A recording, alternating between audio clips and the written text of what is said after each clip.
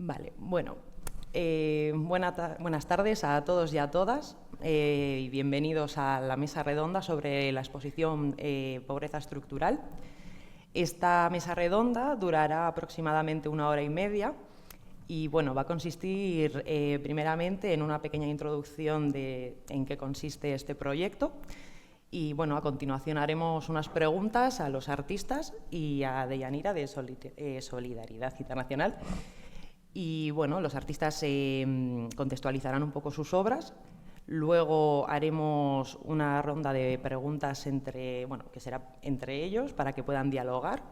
Y finalmente haremos una parte en la que podrá intervenir el público, en la que podréis preguntar lo que vosotros queráis. Así que bueno, pues damos comienzo a esta mesa redonda. Para los que no conozcáis esta exposición, la exposición Pobreza Estructural es una propuesta de ZAS Culture que está en el contexto de la 12ª convocatoria de Derechos Humanos y Creación Artística, en este caso de 2024. Y bueno, la lanza el Departamento de Cooperación al Desarrollo del Ayuntamiento de Vitoria-Gasteiz. Y bueno, esta exposición se basa en la pobreza estructural, ¿vale? Que como tal es un estado persistente y sistémico en el que bueno, hay una privación y falta de acceso a recursos básicos debido a la estructura y funcionamiento de la sociedad. Y bueno, es esta temática la que inspirará a los artistas para llevar a cabo sus piezas desde diferentes perspectivas. Y bueno, como comentaba, este año el contexto elegido por ZAS Culture ha sido la pobreza estructural, en colaboración con Solidaridad Internacional, que hoy contamos con la compañía de Deyanira, que es la representante de Solidaridad Internacional. Y bueno, además de eso, contamos con 6 de los participantes en esta exposición, que son los artistas, que tenemos a Jesús Ramírez, Sirica, Itxaso Díaz, Charo Arrázola y a Ariana Rack, que más tarde hablarán de sus obras y de... Ay, perdón, que es verdad, Isaloa y Piña, que me la he colado. Perdón. Que más tarde hablarán de sus obras y contextualizarán un poco sus métodos de creación. Y bueno, antes de comenzar, me gustaría recalcar que hoy no ha podido venir el comisario de esta exposición, que es Iñaki Larrimbe. Pero bueno, antes de nada, dar las gracias a Montehermoso por acoger esta muestra colectiva y también a Solidaridad Internacional, cuya colaboración ha sido fundamental, ya que ha activado esta propuesta a través de unas previas formaciones a los artistas sobre la pobreza estructural. Vale. Y bueno, dicho esto, empezaríamos esta mesa redonda con Deyanira, que no sé si la habréis visto, la exposición, pero bueno, hay un apartado que se llama Laboratorio, que está dedicado a Solidaridad Internacional. En la primera parte que veis a la izquierda tendríamos un poco... A ver cómo lo explico. Bueno, es un sitio donde puede participar la gente, pueden poner lo que cada uno piense o quiera sobre la pobreza estructural. Junto al primer trozo están unas fotos, que eso sería los proyectos de Solidaridad Internacional. Y finalmente lo que está en el fondo, que sería ya la parte de los procesos de los artistas y la contextualización un poco de los proyectos, además de más información sobre Solidaridad Internacional. Así que bueno, pues con esto empecemos por el principio, ¿no? Y Deyanira, pues no sé, cuéntanos un poco en qué consiste vuestro proyecto de Solidaridad Internacional. Gracias. Solidaridad Internacional es una ONG que se fundó en 1989, una ONG laica, y que desde el principio ha trabajado por contribuir a la erradicación de la pobreza, a la defensa de los derechos humanos, especialmente los derechos de las mujeres, y también por la promoción del desarrollo humano. ¿Qué hacemos? Iniciativas que se ejecutan tanto en terreno como aquí en Euskadi y que abordan de forma integral causas de desigualdades. En nuestro trabajo es fundamental las organizaciones locales, en el caso del trabajo que ejecutamos fuera de Euskadi, porque creemos que sin la sociedad civil no hay forma de que realmente se generen cambios. Nuestro trabajo se realiza en dos líneas, en dos grandes líneas. Por un lado están los proyectos de cooperación al desarrollo, que son los que, como he dicho antes, se ejecutan fuera. Y por otro lado están los proyectos de educación para la transformación social, que se ejecutan en Euskadi, con diferentes agentes. Ambas líneas se entrelazan porque los problemas son globales y lo que buscan generar es una conciencia crítica. Vale.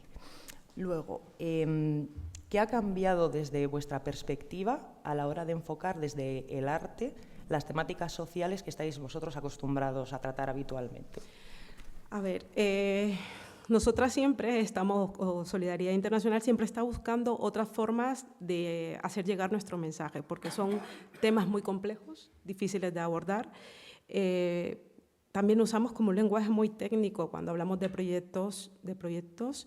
Entonces, la oportunidad que nos brindasteis desde SAS para hacer este proyecto, por decirlo de alguna manera, lo vimos como una forma diferente de hacer cooperación, una forma de hacer llegar un mensaje a estas personas que no llegamos y de forma creativa, de forma más directa. Entonces lo vimos como una oportunidad. Vale. ¿Y cómo habéis activado y seguido el proyecto con los artistas? Bueno, se activó a través de comunicación directa con vosotros, formación, pero también es cierto que gran parte de los artistas aquí presentes tenían como un bagaje ya sobre temas sociales. Entonces fue un proceso bastante fácil, relativamente fácil. También hubo acompañamiento, ha sido una comunicación bidireccional, no es que nosotros vengamos aquí a decir lo que es, porque yo creo que ya ellos tenían conceptos básicos ya implantados y ha sido acompañamiento, ha sido un proceso bastante enriquecedor para nosotras, porque además ha sido otra forma de hacer cooperación y eso creo que es interesante, también cambiar de ámbitos. O sea, que os habéis disfrutado de la colaboración. Mucho. Me alegro. Mucho. Bueno, ahora pasaremos al turno de los artistas y seguiremos un poco el orden de sala, así que comenzaremos con Jesús Ramírez.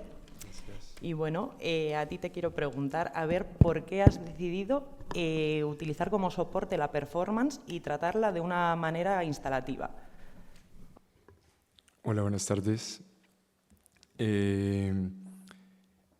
Bueno, primero que todo, agradecer a SAS y a Solidaridad Internacional por estar acá y por la posibilidad de generar este espacio.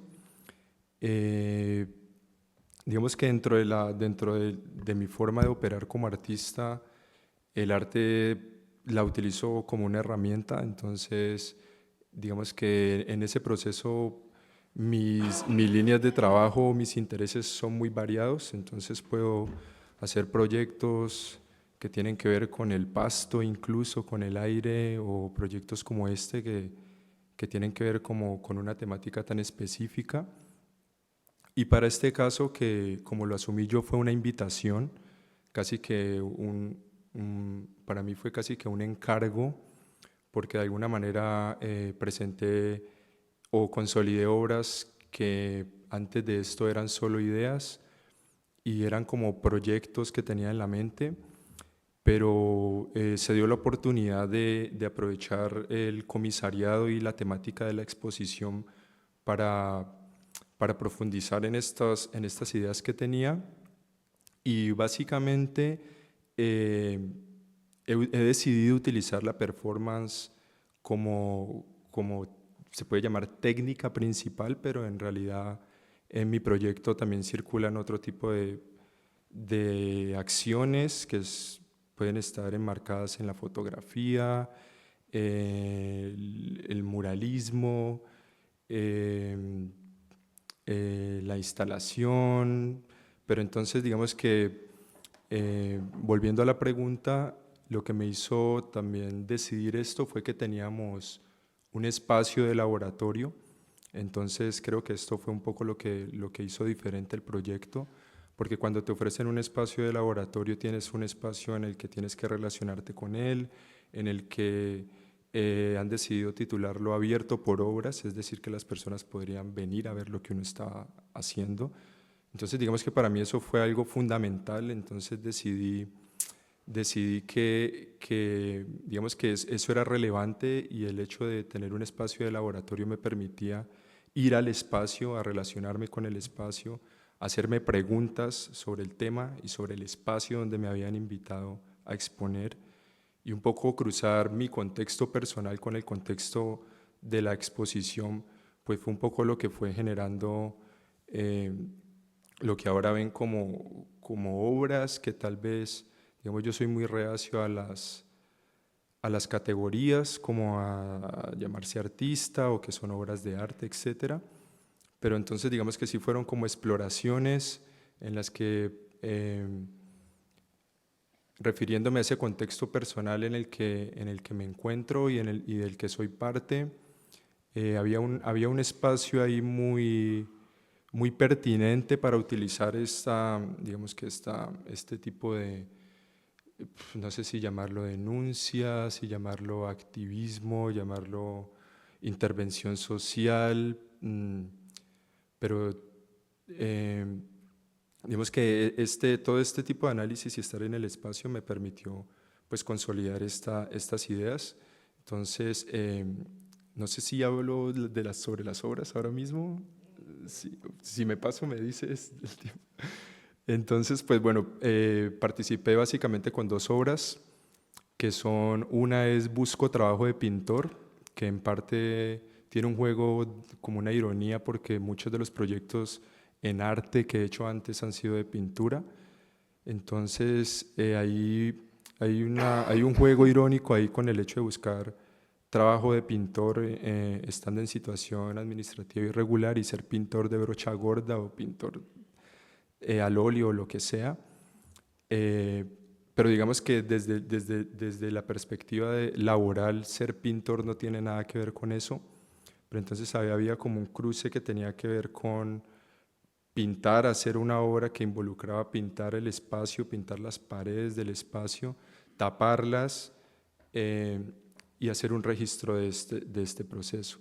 Entonces es una obra también, siento que es muy simple, muy sencilla como en su factura, en su materialidad, porque básicamente es un mural que hice y lo borré.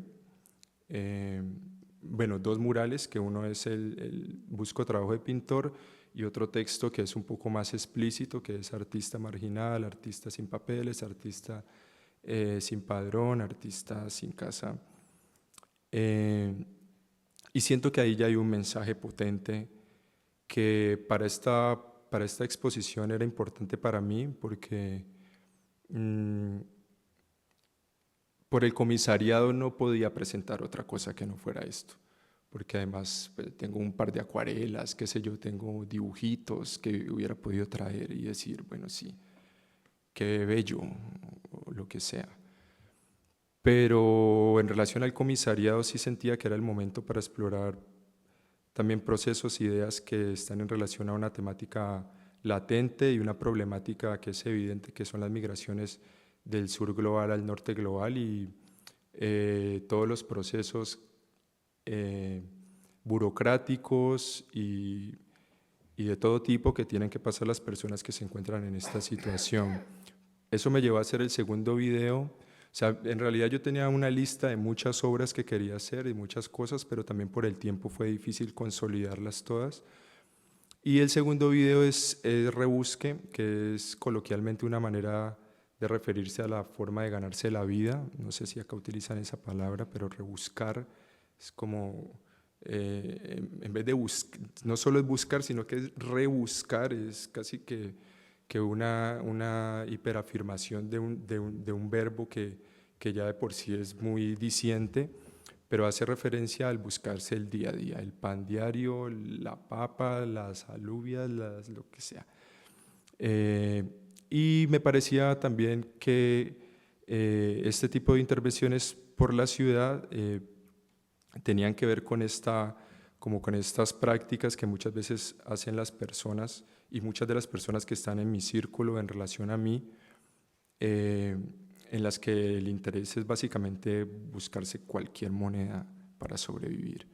Entonces también tiene que ver con, utilicé una música y digamos que lo que hice fue salir a bailar por las calles disfrazado de un personaje, que es lo que comúnmente hacen en diciembre, más que todo en las fiestas de Navidad.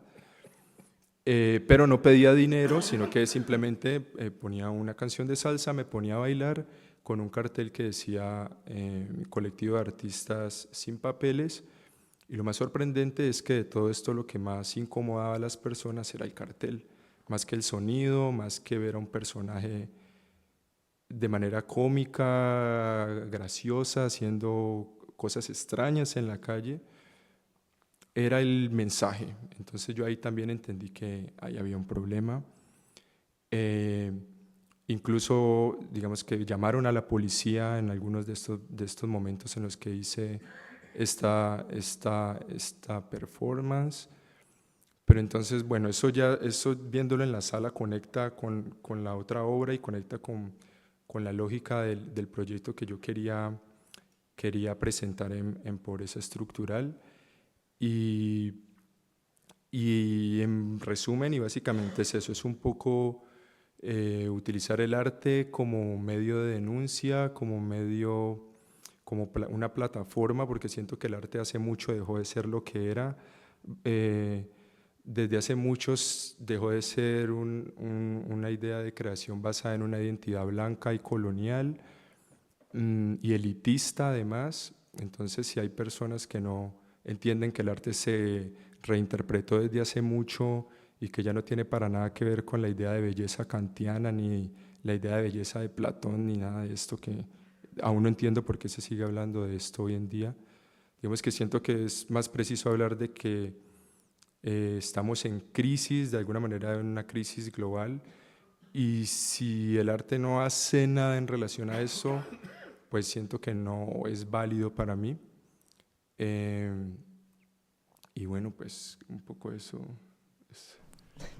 Gracias. La verdad es que es muy interesante el enfoque que haces y cómo lo expresas, ¿no?, a través de las piezas que has utilizado. Bueno, ahora pasaremos, siguiendo el orden de sala, a Sirica, que en este caso la pregunta sería si dirías que tu relación con la naturaleza te ha inspirado en las piezas que han participado en esta muestra colectiva y por qué. Bueno, primero de todo, dar las gracias a ZAS, a Montehermoso, al Ayuntamiento, a Solidaridad Internacional y a los compañeras y compañeros, que para mí ha sido todo un aprendizaje participar en esta exposición con ellos, ¿no? Y luego pedir perdón por la tos. No es más que tos, pero es muy molesta y muy desagradable. Y me pongo más nervioso y a ver si no me da mucho. Me pregunta si me inspira la naturaleza. Yo llevo trabajando en la naturaleza pues, desde hace ya bastantes años, igual 20 años. Por decir, evidentemente, bueno, ya veis que hay un árbol y que hay un reloj incrustado en la corteza de otro árbol, ¿no? Luego al final explicaré un poquito, después de lo que me trata de explicar sobre mi obra, pues cómo se plasma y todo lo que yo hago, ¿no? Yo diría que ahora mismo la forma que tengo yo de trabajar o mi arte lo cruzan pues, como 4 elementos fundamentales. Uno es la poesía. En cierta ocasión, 2 artistas aquí alaveses, Brennan Duarte e Iñaki Oribe, me llamaron para dar una conferencia sobre poesía visual. Yo poesía visual no sabía ni lo que era, no había hecho en la vida. Habían traído una colección de poemas visuales de la Diputación de Badajoz, que organizaba un concurso todos los años, y me dijeron que dieron y dije, pero ¿cómo voy a dar si no sé lo que es? Si yo he visto 4 obras de poesía visual y no... Que sí, que la tienes que dar. Y claro, yo no tenía ni idea de eso y lo que hice fue un poco enseñar mi obra a los asistentes, ¿no? Comentando un poco lo que hacía, lo que no hacía, y al final pregunté, ¿os parece que esto tiene algo de poesía? Y la verdad es que todo el público que estaba allí dijeron pues que sí, que evidentemente eran obras muy poéticas, ¿no? Eran casi todas también ya trabajadas en la naturaleza. Y como digo, voy a definir los 4 elementos que atraviesan mi obra, ¿no? Es la poesía visual. Trato de cuidar un poco de que las obras sean bellas, aunque hablen de cosas crudas. Siempre suelen llevar una crítica social y por eso cuando desde ZAS me invitaron a participar en la exposición, me hizo muchísima ilusión, daba mucho vértigo porque una cosa es trabajar por libre y otra cosa es cuando te encargan algo, parece que es cuando las ideas te bloqueas, ¿no? Pero bueno, no me resultó tan difícil porque yo estoy acostumbrado y me gusta mucho cuando hago mis trabajos que lleven siempre una crítica social. A veces es muy sutil, otras veces es muy directa, pero siempre llevan un mensaje, ¿no? Siempre hablan de algo, normalmente haciendo una crítica o grande o más pequeña sobre temas sociales. Luego hay otro tema que, aunque no lo domino, me gusta utilizar el euskera en mis obras. Y lo utilizo no como un tema por militancia y por defender el euskera, sino que a mí me gusta mucho defender la diversidad. Y me parece que cualquier idioma, sobre todo los idiomas pequeñitos, hay que defenderlos, ¿no? Es tan importante defender el euskera como defender un bosque de hayas que están desapareciendo, ¿no? Y luego, la pregunta que me hacías es, ¿la naturaleza si me ha inspirado? Yo llevo trabajando en la naturaleza, como he dicho, casi pues igual 15, 20 años. Empecé con una soga al hombro, simplemente llevaba la soga, la iba colocando por diferentes lugares, le daba una forma y sacaba fotografías. Y así estuve con esa soga, pues estuve bastantes años. Esa soga lo que me fue haciendo es cada vez investigar más en la naturaleza. Esa soga se convirtió en que luego, bueno, pues la dejaba un tiempo a ver qué sucedía con la naturaleza. Por ejemplo, hacía cicatrices. Ha habido cicatrices en el monte cosidas que han estado igual hasta 3, 4 y 5 años y yo hacía un seguimiento fotográfico viendo cómo la naturaleza por sí sola es capaz de regenerarse, ¿no? Y la naturaleza se ha convertido en pues una colega, por decirlo de alguna forma, igual queda un poco extraño, ¿no? Pero se ha convertido en una compañera de viaje porque llevo ya bastantes años que es la naturaleza la que al final finaliza mis obras. Así como dije que empecé con una soga y yo dejaba la soga y sacaba las fotos, pero luego necesitaba que pasara el tiempo. Me gusta mucho suelo trabajar con letras recicladas, como veis en la fotografía del árbol. Y me gusta mucho pues, que la naturaleza intervenga, ¿no? Que interactúe con esas cosas que yo voy haciendo en la naturaleza. Me gusta soltarle esas letras en las olas, en las corrientes, que las transforme el viento, colgarlas en ramas, siempre a ver qué sucede, ¿no? Os decía antes que en las obras que he presentado, pues una es una instalación. Esa instalación que es el árbol no está en la naturaleza, pero lo he traído de la naturaleza. Y en la otra se ve perfectamente que ese reloj incrustado en la corteza del árbol, si simplemente fuera que lo incrustas, pues no sé qué pasaría, pero ese reloj lleva incrustado. Descubrí haciendo la exposición, pensaba que llevaba 4 o 5 años y está incrustado desde el año 2015. O sea, que lleva 9 años incrustado en la corteza. Y la naturaleza, el árbol, con esa capacidad que tiene de regenerarse, ¿no? Pues lo va comiendo, lo va envolviendo el reloj, ¿no? Y es la naturaleza la que está transformando la obra y haciendo la obra, finalizando esa obra, ¿no? Y esos son un poco los 4 elementos que, como he dicho, atraviesan o dan carácter a mi obra. En la naturaleza, de hecho, empecé con una soga, he introducido plásticos, he estado recortando hojas en las propias hojas, haciendo pequeños versos. Últimamente ando también con banderas, ¿no? Jugando con el viento, banderas. Bueno, no sé si me voy a enrollar con explicar todo en lo que estoy metido, pero bueno, siempre me gusta mucho ir investigando y muchas veces la gente suele preguntar, ¿y tú en qué te inspiras? Digo, pues me suelo inspirar en la última obra. Siempre una obra te va llevando a otra, ¿no? Y no sé si puedo decir algo más de lo que es mi arte. Quizás definir un poquito no sé cómo de tiempo. Pensaba que llevaba menos. Bueno, en el árbol, como veis, es un árbol que en sus ramas, bueno, en el suelo está la palabra ni, que es yo en euskera, y están germinando en sus ramas la palabra gu, que es nosotros. Y fundamentalmente ese árbol lo que trata de hablar es que tiene que haber un cambio de paradigma en esta sociedad, ¿no? En esta sociedad tan individualista, la obra lo que propone es que hay que dejar ese individualismo para pasar a ser un poco más colectivos, ¿no? Trabajar más en nosotros. Me parece que nosotros pues habla más de solidaridad, de que nos sentimos parte de una comunidad, de que nos podemos ayudar unos a otros, etcétera, etcétera. Sin embargo, el yo, algo que habría que desterrar, esta sociedad individualista que no te lleva más que a acaparar, a no preocuparte por los demás, etcétera, etcétera, ¿no? Y luego la obra del reloj se titula 2.207.520.000 segundos en la pobreza. Esta cifra es lo que más o menos vive un ser humano, la vida media de un ser humano, ¿no? Unos 70 años, que en realidad está demostrado que en los países ricos la gente que está en pobreza vive 4 años menos, y en los países más pobres todavía, bueno, pues no pasan de media casi los 50 años, ¿no?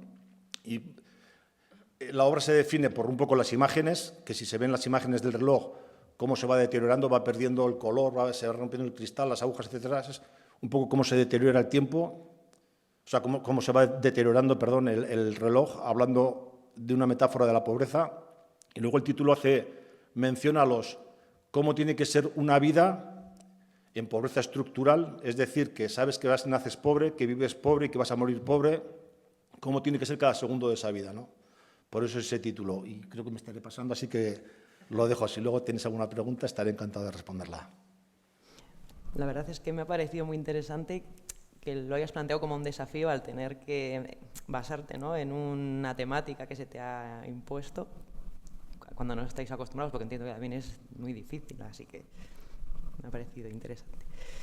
Bueno, ahora pasamos a Salva y Piña. No me he olvidado de ti, perdóname.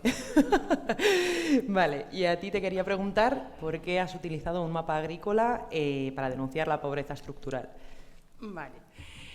Bueno, kaixo, arratsaldeon. Pues un poco para contextualizar un poco la pieza y llegar a por qué he utilizado un mapa agrícola. Como decía Deyanira, yo entiendo que la pobreza es sistémica. Y es sistémica debido a procesos de colonización del pasado y también actuales, y también al modelo de desarrollo adoptado y del sistema capitalista neoliberal actual, ¿no?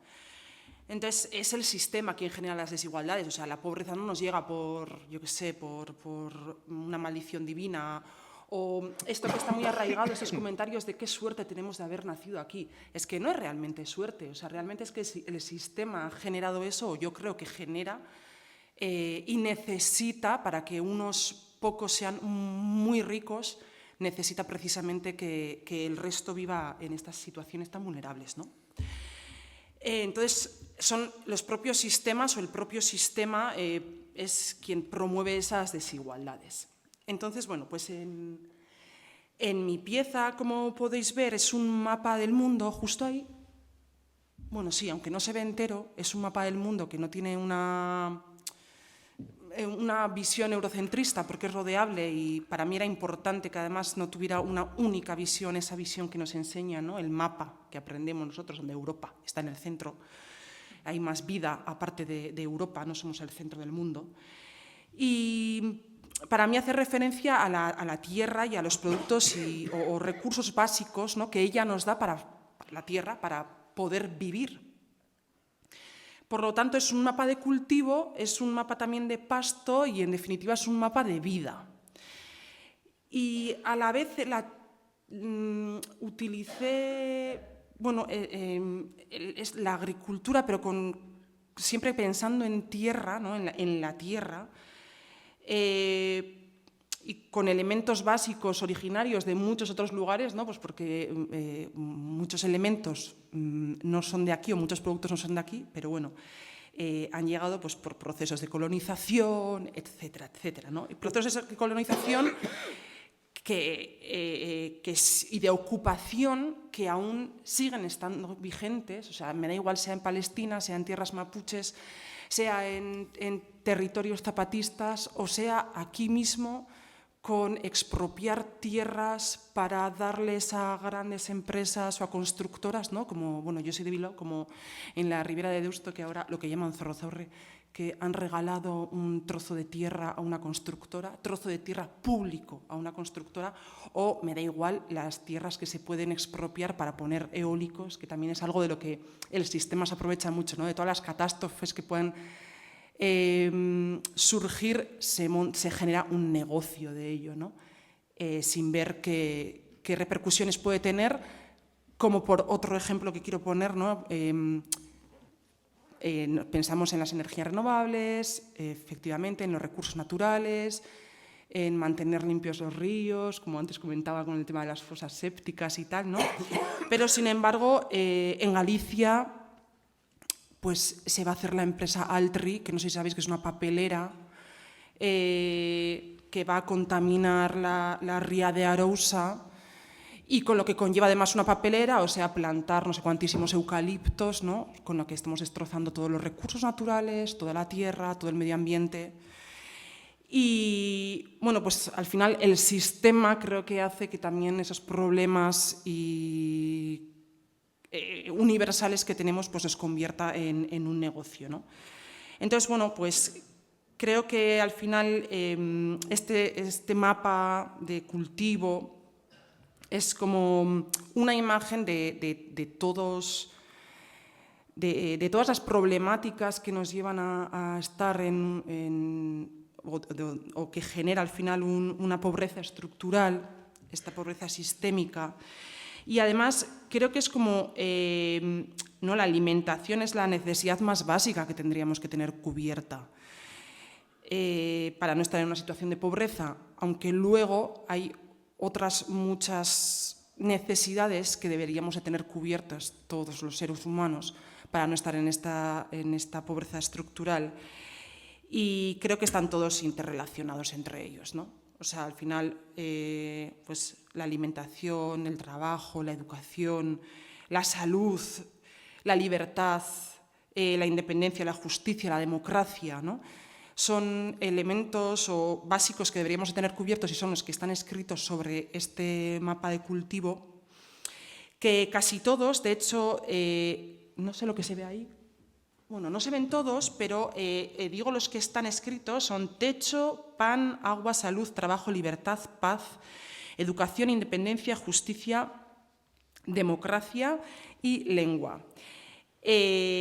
Todos ellos, quitando agua y lengua, que los he añadido yo, son además las demandas sociales del EZLN, del Ejército Zapatista de Liberación Nacional, en la cuarta declaración de la Selva Lacandona, ¿no? Que, bueno, recordamos que el EZLN nació en el 1994, pero bueno, con un requerimiento de que todas estas comunidades indígenas estaban siendo abandonadas y no tenían ninguna cabida en el sistema en el que, en este caso del Estado mexicano, pero bueno, que al final es algo que pasa en todo el mundo, ¿no?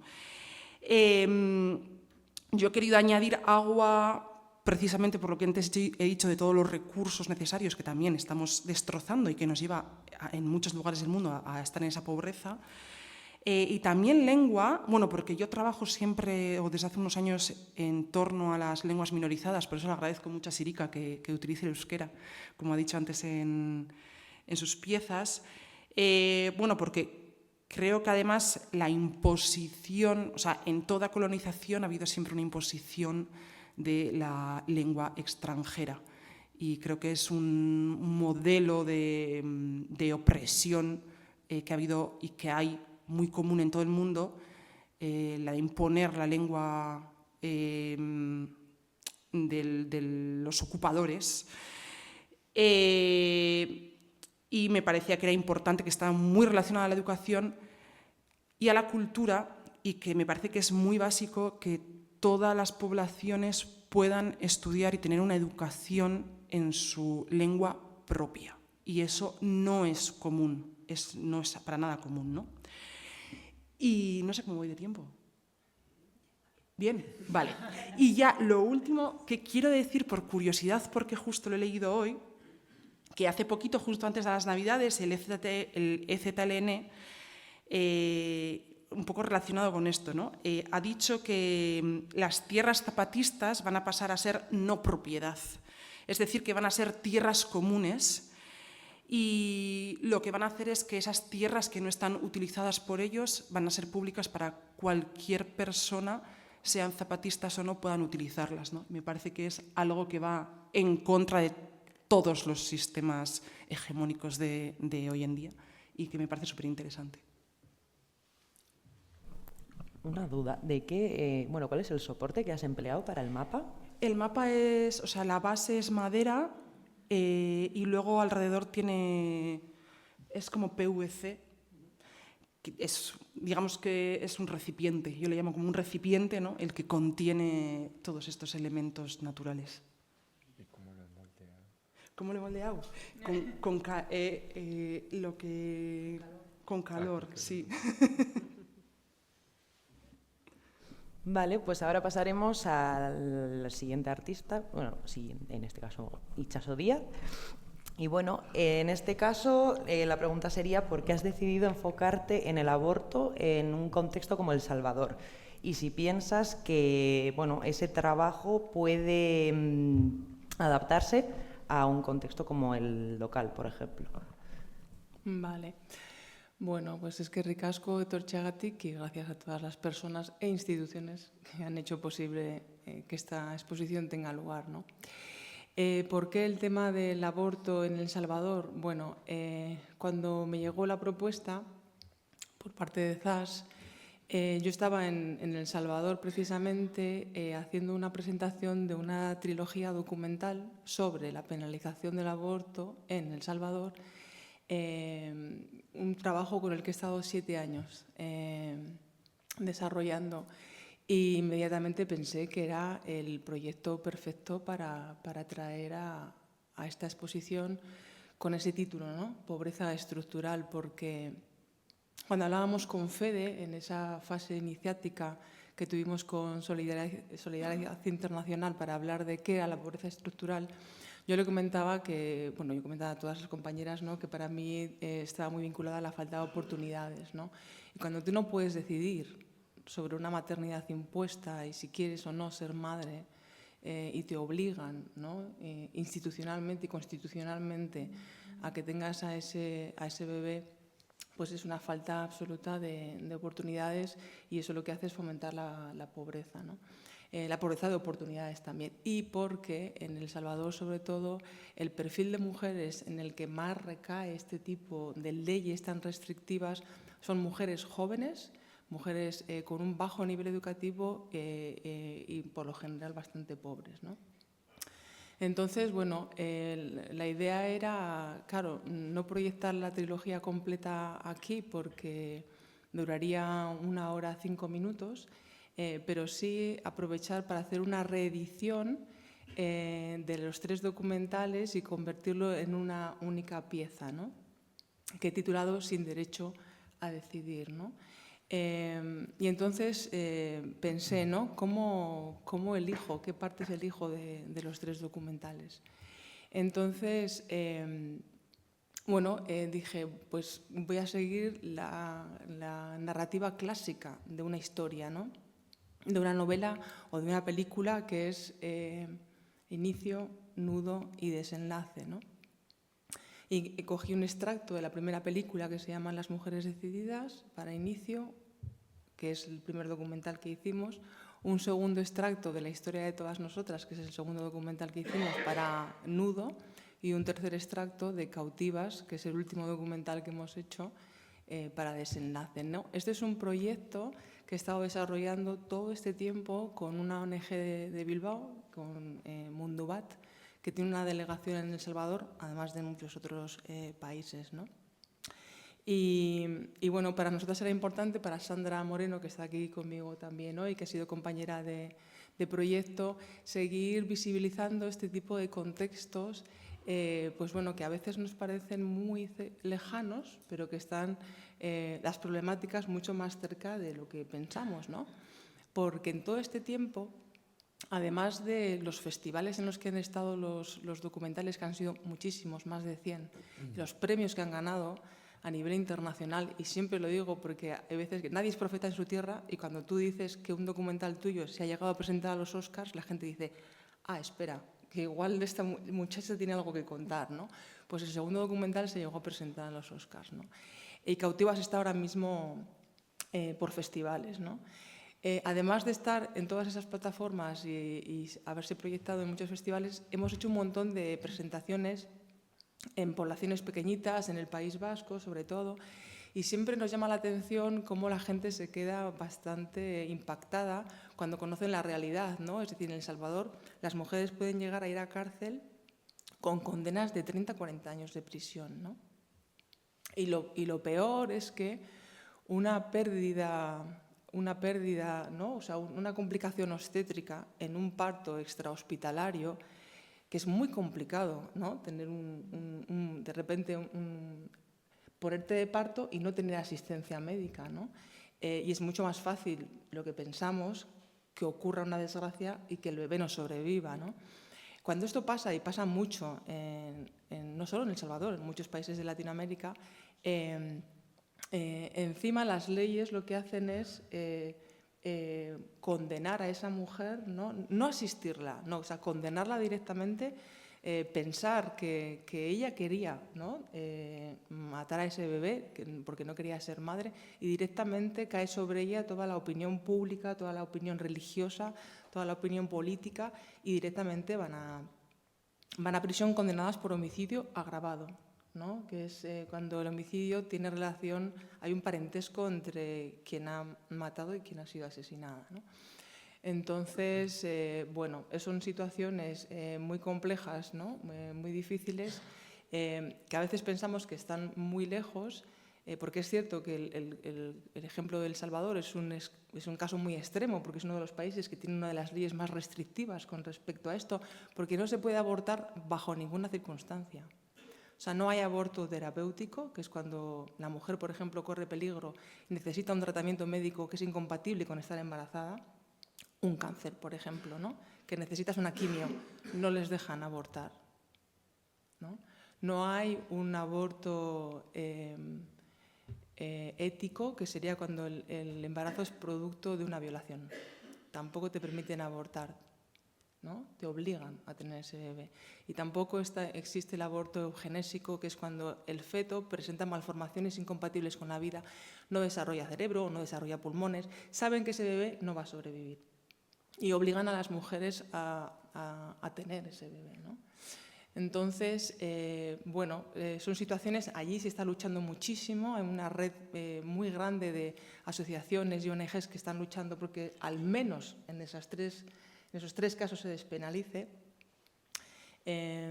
pero en Europa también hay países que tienen prohibido abortar, y eso, por ejemplo, lo desconocemos, ¿no? Irlanda lo despenalizó en 2018 por un referéndum popular. Irlanda, 2018. En Andorra está prohibido abortar. Andorra, que lo tenemos aquí al lado, y que es mitad español, mitad francés.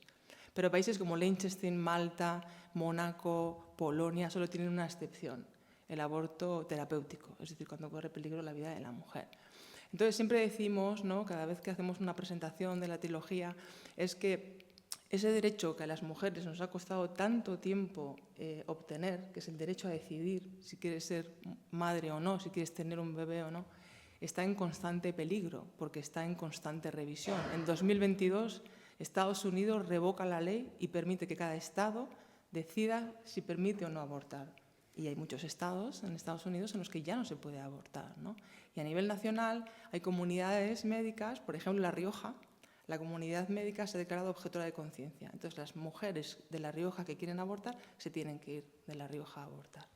Entonces, son violencias obstétricas también, ¿no?, que las mujeres, una vez más, tenemos que asumir, ¿no?, por vivir en un sistema heteropatriarcal que nos impone siempre, ¿no?, que nos dicen cómo tenemos que vivir nuestras vidas. Y yo siempre comento que una concepción accidental, un embarazo accidental, no debería suponer la obligación de tener que ser madre, porque una mujer que quiere ser madre y se queda embarazada difícilmente va a abortar. Es que es una realidad bastante dura, la verdad, sobre todo para las mujeres, ¿no? Yo creo que nos toca igual más la fibra porque, pues bueno, te iba a decir que entiendo que habrá sido muy duro también, ¿no?, grabar el documental, viendo lo que habrás visto allí y demás. O sea, a nivel personal, quiero decir. Es duro ver cómo una sociedad condena a las mujeres, ¿no? Porque, mira, estas mujeres, las que nosotras hemos entrevistado, que nos cuentan que ya es un trauma perder un bebé. Llegas al hospital y como la comunidad médica está amenazada con cárcel, te denuncian directamente para ir a la cárcel ellas y ellos, la comunidad médica.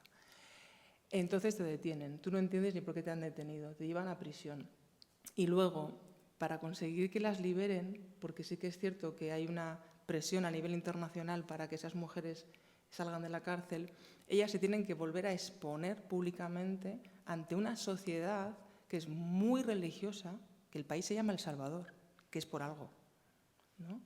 Que entonces las juzga directamente y las puntualiza en la calle. O sea, hay mujeres que cuando han salido de la cárcel no han podido volver a su pueblo porque todo el mundo sabe su historia, porque como se ha hecho pública para poder tener un juicio y poder, ¿no?, salir de la cárcel, se ha convertido en algo muy mediático y se han visto expuestas, ¿no? Entonces es una condena eterna, porque además en el último documental, Cautivas, la protagonista nos cuenta cómo ella se va de El Salvador porque cuando sale de la cárcel no tiene oportunidades ni de trabajar ni de estudiar por sus antecedentes penales. Se va a Estados Unidos a vivir y resulta que no le dan la residencia porque tiene antecedentes penales en El Salvador. Entonces, no somos conscientes de hasta dónde llegan las consecuencias de esa penalización del aborto, ¿no? Madre mía. Bueno, sigamos. Bueno, ahora es el turno de Charo. Y bueno, a ti te quería preguntar cómo surge la idea de relacionar el capitalismo y el cambio climático con la desigualdad de género. Bueno, buenas tardes, Arratsaldeon. Reitero mis agradecimientos a todas las compañeras y compañeros y a ZAS y al Ayuntamiento y a Solidaridad Internacional. Pues claro que la pobreza tiene género, esto ya está estudiado. Quiero decir, dentro de las diferencias en las tasas de pobreza por sexo está estudiado que afecta mucho más a mujeres y además en edad reproductiva, que encima son pobres y con niños. En ciclos vitales, pues esos durante los cuales se ocupan de ese cuidado de niños y además bastantes niños. Luego yo me he basado en varios libros, porque, bueno, aparte de dedicarme al arte, también doy clases en la facultad, y me he basado en uno que es del año 1999, que está escrito por Boltanski y Chiapello, que se titula El nuevo espíritu del capitalismo. Y ahí, aparte de la jornada que estuvimos con Solidaridad Internacional, yo siempre he tenido como este tema, he trabajado este tema, llevo ya más de 35 años trabajando, entonces he leído bastante sobre esto. Pero una de las cosas súper importantes para mí es que yo no hablo nunca de pobreza, sino de desigual distribución de la riqueza. Vivimos en un planeta rico, pero que está distribuido muy deficientemente. Entonces, bueno, entre los libros que he manejado es este de Boltanski y Chiapello, que se titula El nuevo espíritu del capitalismo y define el capitalismo como la exigencia de acumulación ilimitada. Y entonces esto, las nuevas corrientes de ecofeminismo, porque también hay muchas ideólogas actualmente que están trabajando este tema de la pobreza, el sistema actual tan fallido para mucha gente, pues dicen que es incompatible, ¿no?, esta acumulación ilimitada con la vida. Y entonces una de las grandes ideólogas actuales, que encima es española, que tiene mucha incidencia a nivel europeo y a nivel internacional, es Yayo Herrero, que tiene este libro maravilloso que se titula Toma de tierra. Y bueno, hasta ahora el capitalismo era esa acumulación ilimitada, pero por medios más o menos pacíficos. Pero ya ha llegado un momento en el que ya no son por medios pacíficos. Y esto también lo defienden desde Donna Haraway, Margaret Atwood y mucha otra gente. Algunas con novelas, otras con con su filosofía. En el caso de Alicia Puleo, que es otra teórica, es una filósofa feminista que es argentina, pero que ha desarrollado su carrera en Valladolid. Y sobre todo Yayo Herrero, lo que defienden es otro tipo de... Bueno, defienden algo utópico, porque ahora todo parece utópico en esta sociedad hipercapitalista, pero Yayo Herrero en particular, que es en la que yo me he enfocado más, dice que vivimos como si no tuviéramos cuerpo. Y dice, y si lo que hemos llamado progreso, lo voy a leer textual, no hubiera sido más que el despegue ficticio de las personas de la tierra y de los cuerpos, ¿y por qué lo dice?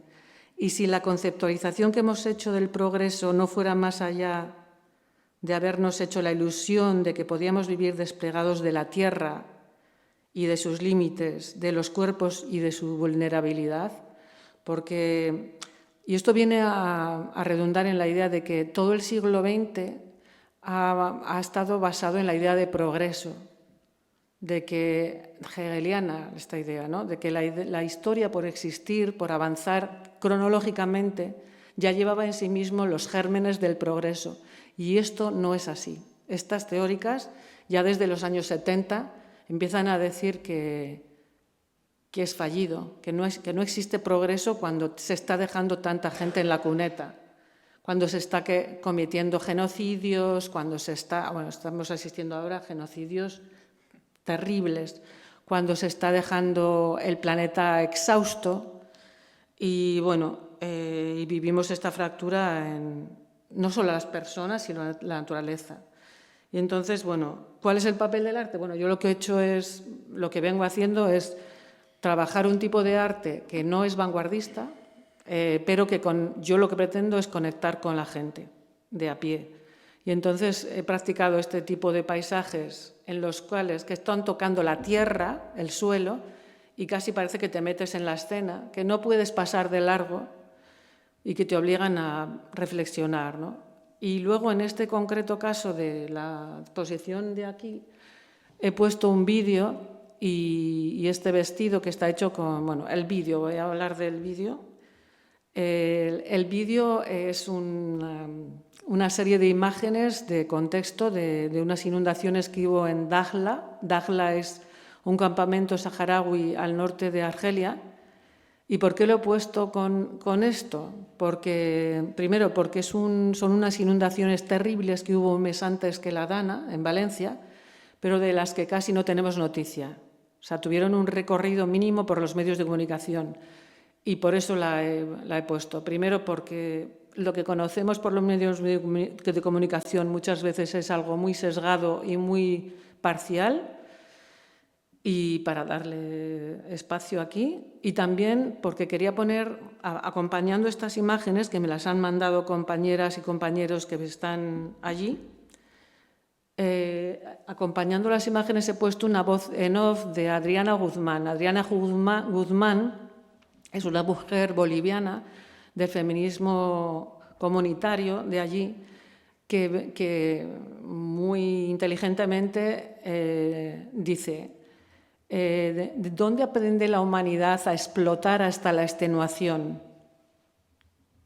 A extraer, a robar a la naturaleza, a violarla, a explotarla, ¿no? Y ella misma contesta, siguiendo a Silvia Federici, que es otra feminista italiana en este caso, que habla en este sentido también, dice, en el cuerpo de las mujeres. ¿Por qué aprende el ser humano a explotar en el cuerpo de las mujeres? Porque todos tenemos en casa una mamá, una abuelita, una mujer que cuida la casa, limpia, cría a los hijos y ni siquiera eso se le llama trabajo. Y siempre podemos preguntarle y pedirle y explotarla hasta límites increíbles y además ella nunca te lo va a negar. Y entonces ellas extrapolan esta idea de la madre a la madre naturaleza. Y extrapolan esta explotación al medio natural.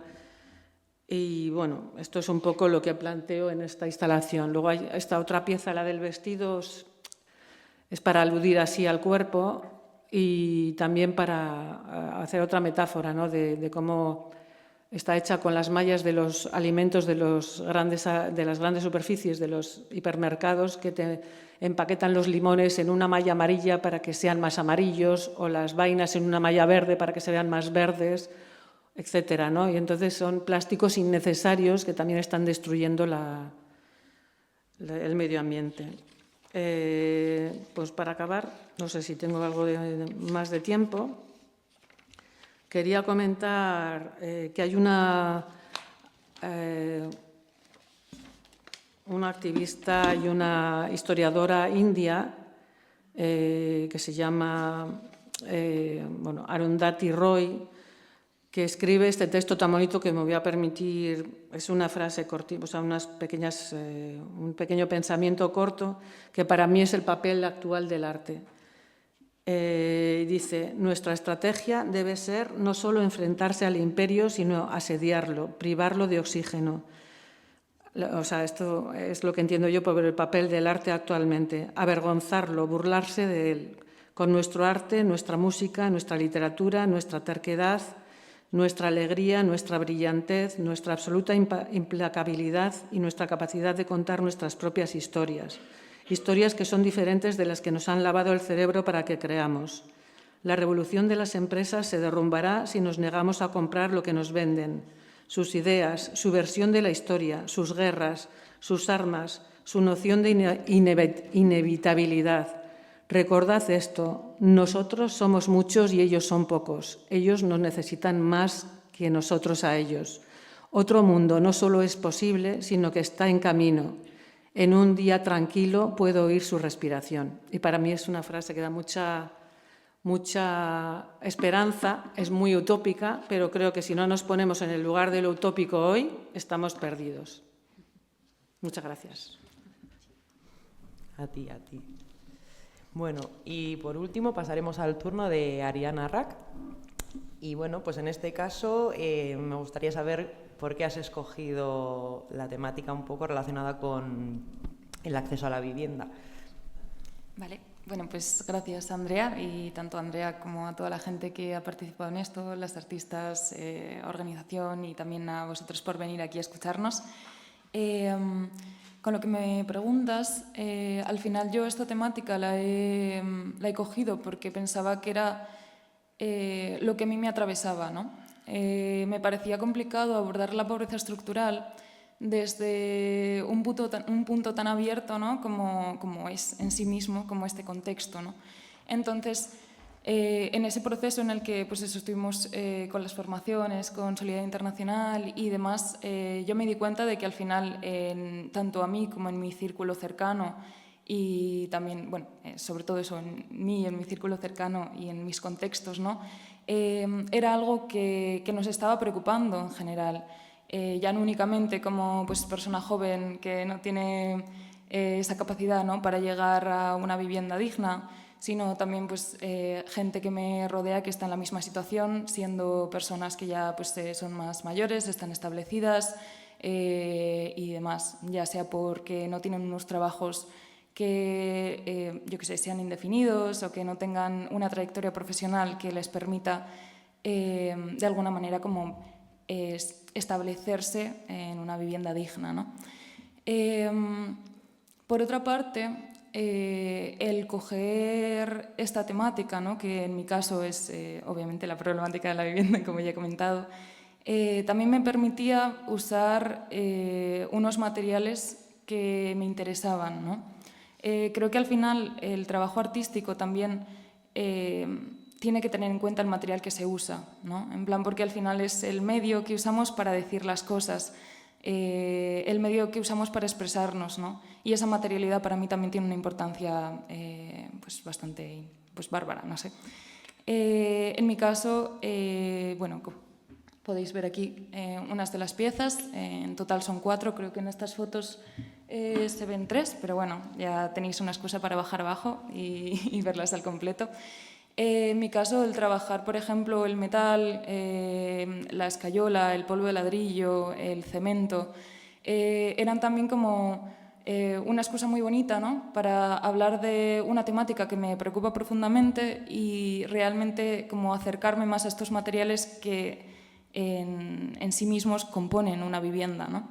Entonces, de alguna manera ha sido como una práctica dual. Por una parte, contextual, ¿no?, en cuanto a mi vivencia con este tema, y por otra parte también material. Al final, como podéis ver en estas piezas, yo desde hace como un par de años trabajo desde la subversión del objeto, ¿no?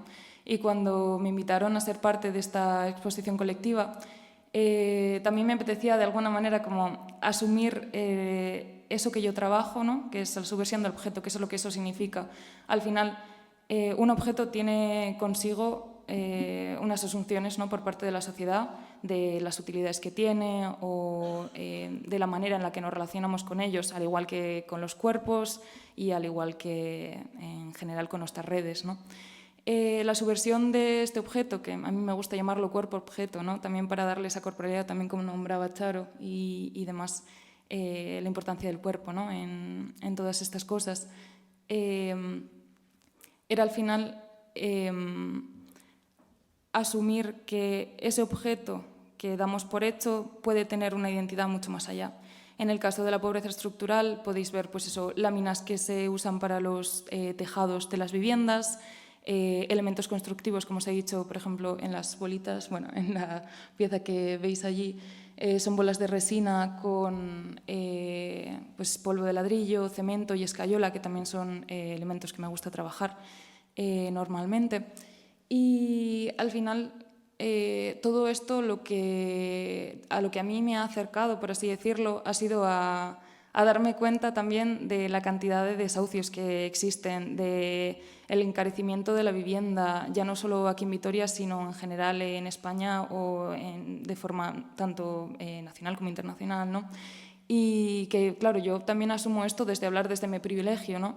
Porque hasta cierto punto yo soy una persona que he tenido la capacidad de salir fuera y al volver tener un espacio en mi familia para poder quedarme y no quedarme tirada, pero no es la opción de mucha gente, ¿no? Creo que una de las piezas también en plan que me gustaría comentar es el cuadrado que veis ahí, como la pieza de pared, ¿no?, que podéis ver allí, que básicamente es 1 metro cuadrado de cemento. Esta pieza me hace bastante gracia, ¿no?, porque hasta cierto punto se mete un poco con el mercado de la vivienda, tanto con el mercado del arte. Es un cuadro de cemento en el que tiene una pequeña plaquita que pone 2.642 euros, que es el precio medio, por así decirlo, de la compra de una vivienda en Vitoria. Sí, exacto, sí, perdón. Sí, del metro cuadrado de una vivienda en Vitoria. Esto me hace gracia, ¿no?, porque al final, como pieza artística, quizás sería como algo desorbitado, pero realmente es a lo que tenemos que asumir a la hora de comprar una vivienda, ¿no?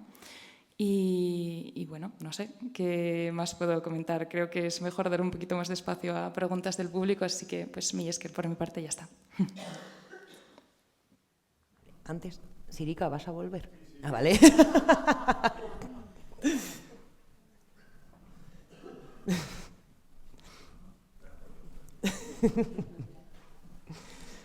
Bueno, pues ahora pasaremos a una pequeña fase de diálogo, ¿no?, entre los artistas, y para ello haré un par de preguntas que irán, bueno, para todos y podrá contestarme el que quiera. Bueno, la primera sería si a la hora de elegir los contextos específicos que habéis escogido cada uno de vosotros para realizar vuestras piezas, si dichos contextos han nacido de alguna experiencia personal, por ejemplo. ¿Y eso? O que lo podáis relacionar con algo que os ha pasado y eso os haya inspirado, por ejemplo, a... Bueno, yo he hablado mucho del zapatismo y es que realmente en febrero del año pasado, entre enero y febrero, estuve en una residencia de arte zapatista y entendí cuál es el papel del arte y del activismo político en la lucha zapatista. Entonces, cuando se me hizo la propuesta de la exposición, me di cuenta de que yo de alguna manera eso lo había vivido ya. Lo había vivido allí y había visto de qué manera la creación artística, bueno, es un recurso más dentro de de todos los haceres de las personas que viven en las comunidades zapatistas, porque bueno, no sé si sabéis que las comunidades son diferentes comunidades con diferentes culturas y diferentes lenguas que están asociados, digamos, en eso que quieren conseguir como autonomía, ¿no? Alejado de esas prácticas estatales mexicanas. Y bueno, sí, o sea, a mí realmente me llevó, o sea, en cuanto se me hizo la propuesta me di cuenta de que de alguna manera lo que había aprendido y esas frases que había leído y había oído las tenía que integrar, porque creo que es una lucha realmente por los derechos básicos de las personas, en este caso de los indígenas, porque han sido ellos mismos los más abandonados y precarizados y, bueno, en los que se ha cometido genocidio durante tantos años. A mí me gustaría comentar que también creo que el arte al final nos da un espacio a todas las personas que nos llamamos desde el arte, ¿no? A atravesar todos los contextos que de alguna manera nos involucran, ¿no? Desde medios muy diversos. Entonces, con tu pregunta, al final también creo que es inevitable, ¿no? Trabajar desde lo que nos hace daño, o desde lo que nos atraviesa, desde lo que vemos, desde lo que nos gustaría cambiar, desde lo que queremos criticar. Creo que al final el arte está para eso, ¿no? En plan, para tener ese espacio, para poder decir lo que queremos. Sí. Bueno, cuando nosotras, y hablo en plural porque, bueno, si habéis visto la imagen que acompaña al espacio expositivo de la zona en la que está la proyección, es una ilustración de Higinia Garay, que es una artista vasca también, de Bilbao, y que ella ha sido compañera de viaje y ha estado presente en los 3 proyectos. En el primero incluimos pues cómo ella dibujaba a las mujeres que nos habían dejado grabar su imagen, o sea, su voz, pero no su imagen. En el segundo ella hizo una novela gráfica sobre la misma temática, que se titula Todas nosotras, la novela gráfica. Y en el tercero, en Cautivas, hay animación de Higinia Garay. En todo este proceso nosotras hemos hablado mucho y nos hemos dado cuenta de que no se habla del aborto, como no se habla de la menopausia. O sea, esas cosas que nos pasan a las mujeres no se habla, ¿no? Ni entre nosotras. Y de hecho que incluso las mujeres que abortan no lo dicen, ¿no? Porque, no sé, hay como un sector de la sociedad que no ve bien que se hable libremente de esto, ¿no? No solo eso, sino que antes lo hablábamos con Raquel y con Sandra. Alguna amiga que ha abortado y nos ha contado que cuando vas a una clínica a abortar te dan un papelito para que tú te lo pienses porque no te lo has pensado bien. Tú te has levantado ese día y has decidido que querías abortar. Y entonces te dicen, te damos esta información para que te vayas a casa y reflexiones un par de días a ver si te lo piensas mejor. Y eso pues es violencia obstétrica una vez más, ¿no? Porque una mujer que ha decidido abortar, pues ya está claro que ha sido una decisión reflexionada, ¿no? Entonces, bueno, sin más, que no es algo personal, pero que nos hemos dado cuenta de que deberíamos hablar más de estas cosas, ¿no?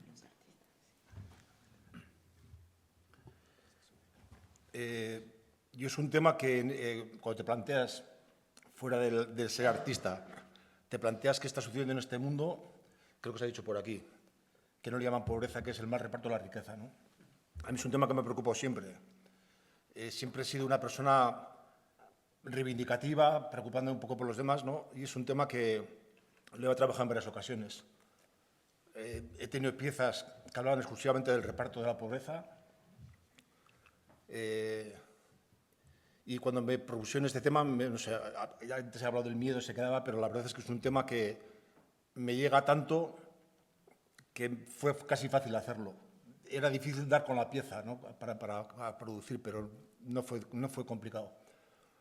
Cuando fuimos a la formación, nos preguntaron, oye, ¿para vosotros qué es?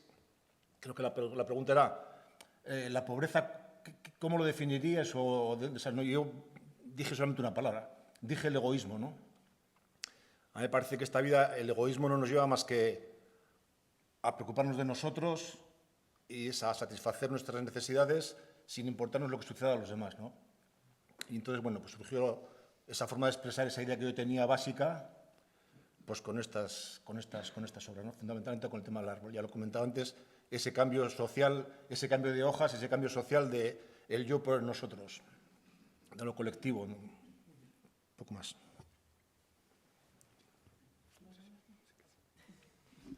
Bueno, en mi caso, yo llevo trabajando este tema desde que era pequeña. Yo creo que tengo una obsesión con este tema. Y lo digo así porque desde cría siempre me he planteado lo que te decían los padres: cómete todo, que los niños en África se mueren de hambre. Y esto a mí me ha calado muchísimo. Y luego, aparte, que luego ya cuando eres más mayor o en la adolescencia y tal, yo decía: ¿y por qué yo sí y ellos no? O sea, para mí es terrible esto de que vivamos en un mundo en el que hay gente que no tiene ni para ponerse una vacuna, ni para comer, ni para... Y que, bueno, lo que estamos viendo, ¿no? En Gaza ahora, que, bueno, un montón de precariedades.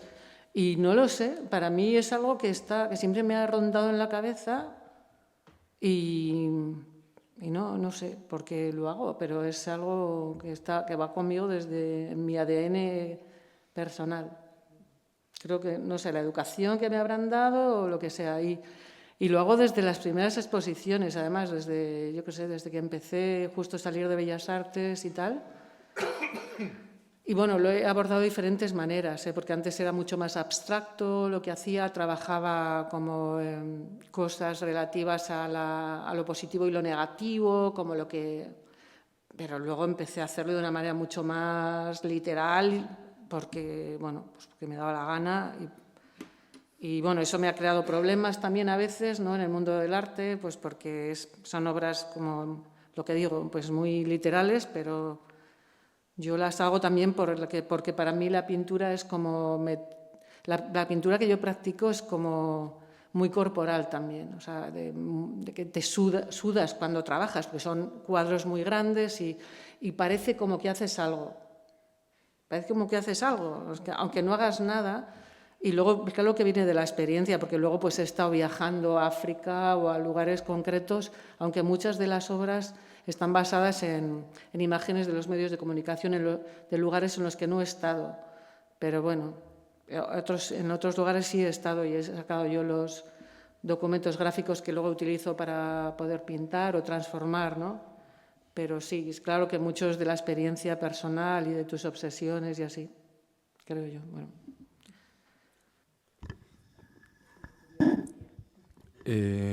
Pues yo voy a utilizar un poco la frase de Sirica que acabas de decir, que me llega tanto que fue muy fácil hacerlo, y digamos, hablando desde la temática y pensando en esa situación, en las situaciones que tenía en un contexto cercano y la mía incluida.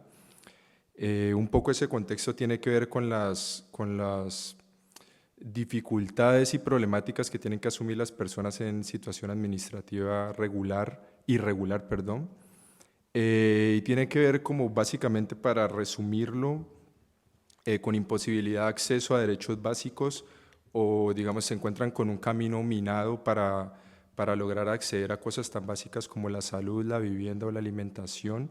Entonces, claro que hace parte de mi contexto ver a personas, incluyéndome en este contexto a mí, momentos en no tener padrón, en no tener permiso de trabajo. Al no tener permiso de trabajo, pues no puedes trabajar, no te contratan. Si no te contratan, no puedes alquilar un piso. Si no puedes alquilar un piso, no tienes padrón. Si no tienes padrón, no tienes salud. Entonces, en mi contexto, el hecho de no tener salud, padrón, ni alimentación, ni trabajo, pues siento que de alguna manera ha generado también un detonante. Y en relación al arte, pues bueno, yo también estaba adelantando unos estudios acá en el País Vasco, y por eso iba mucho como a la idea de esto de que por lo general está como muy superficial en el arte, que es esa búsqueda de la belleza, y por eso lo mencionaba ahora, porque digamos que la invitación a este proyecto me ponía a mí un poco contra la espada y la pared, y me daba una oportunidad para referirme a este tema y pensar un poco como en esa idea de que esto es un proyecto que se enmarca dentro de lo que es el arte contemporáneo, en un espacio que trabaja con artistas locales, que trabaja con artistas que hacen parte de un circuito. Es decir, digamos, esto es un poco lo que representa el arte contemporáneo desde Vitoria lo que se está haciendo, digamos, el aval que le da un comisariado, el aval que le da instituciones de arte, el aval que le da estar en Montehermoso. Entonces, para mí era un momento preciso no para hablar desde la estética, que es esa búsqueda de la belleza, y por eso eran como esas mis preguntas como en relación a qué hacer, sino como en otro tipo de búsquedas que tenían que ver tal vez con otra belleza, tal vez con la belleza de que mi familia coma 3 veces al día o cosas de ese estilo. Entonces, pues por supuesto que sí, es totalmente un proyecto que es referenciado en mi contexto, en mi autobiográfico, no sé cómo llamarlo, y creo que eso. Vale, bueno, pues para finalizar haremos una última pregunta, que bueno, en este caso será que a ver qué parte del proceso creativo ha sido vuestra parte favorita, la investigación, el ensayo, no sé, cada uno entiendo que habrá sido de manera diferente, ¿no? Y que, bueno, porque es que totalmente son procesos muy diferentes los que habéis empleado cada uno de vosotros para realizar vuestras piezas.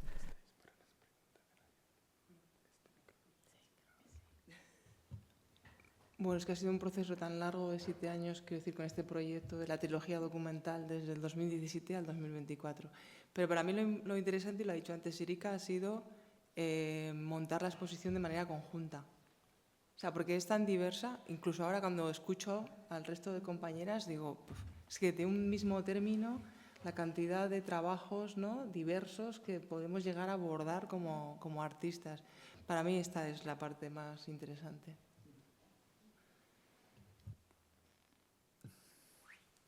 Bueno, pues sigo yo. A mí me parece muy interesante cuando los proyectos se plantean con esta idea de laboratorio y no simplemente ir y dejar algo e irte, sino que lo que decía anteriormente, lo que a mí también me motivó mucho y me ayudó también a desarrollar el proyecto fue la idea de ir todos los días al espacio, de estar ahí, de ver a personas que entran y te preguntan, o sea, ¿qué estás haciendo? ¿Qué es eso? ¿Qué significa? Porque ahí también hay como una interacción en la que tienes que trabajar atendiendo a otros, y en las que otros te sugieren, tienes que también saber gestionar comentarios, miradas, que te ignoren, que te escuchen, que no. Entonces también eso me parecía muy interesante, el hecho de estar trabajando casi que en vivo.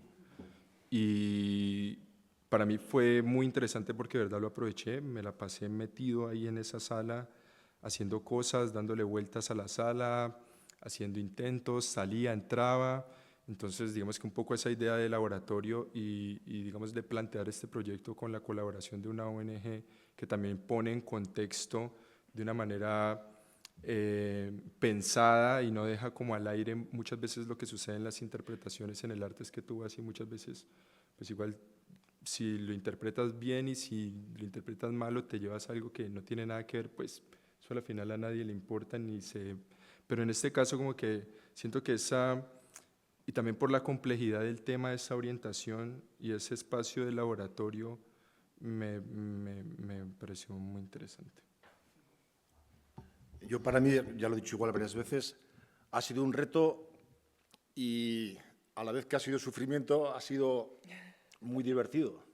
Digo que ha sido muy divertido porque a mí me gusta mucho trabajar en la naturaleza y cuando planteé, primero hice un proyecto que el comisario no acababa de verse, ¿no? Y tuve que cambiarlo, y cuando se me ocurrió la idea esa de poner un árbol dentro de Montehermoso, pues era un reto. Dice, joder, un árbol, si no hay ventanas, si no hay puertas. Claro, el árbol estaba desmontado y ha venido todo por ramitas y cachitos. Y bueno, pues no sé, todo el proceso que he sentido, primero negociando con el comisario y luego el proceso particular mío de seré capaz de llevarlo a cabo, ¿no? Y yo pues, he sufrido mucho y me he divertido mucho.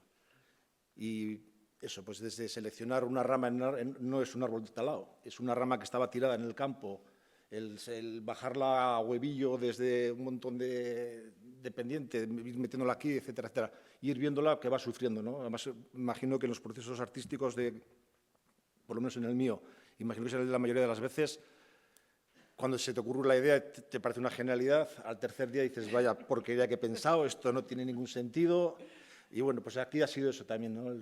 Esa montañita rusa que he vivido, que al final lo pongo en la balanza y ha sido muy agradable. Para